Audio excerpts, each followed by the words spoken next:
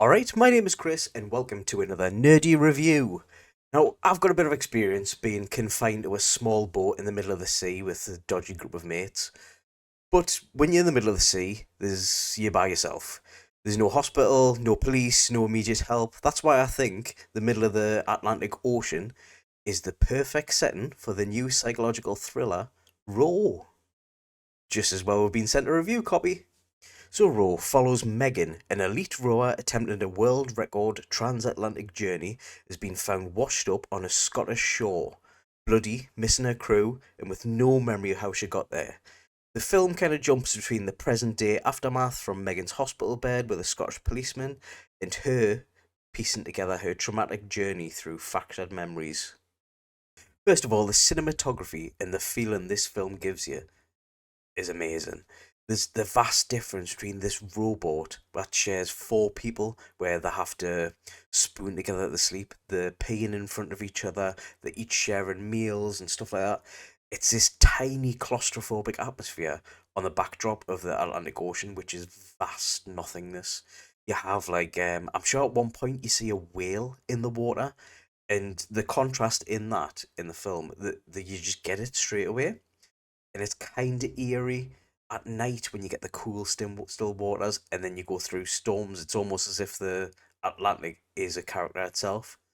But speaking of the characters, you introduced to them through conversation and through how they interact with each other.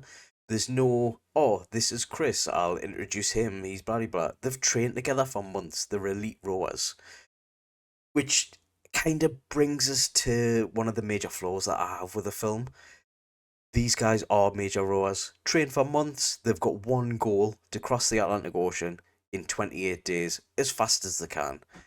And you kind of get the sense that they're on the jollies.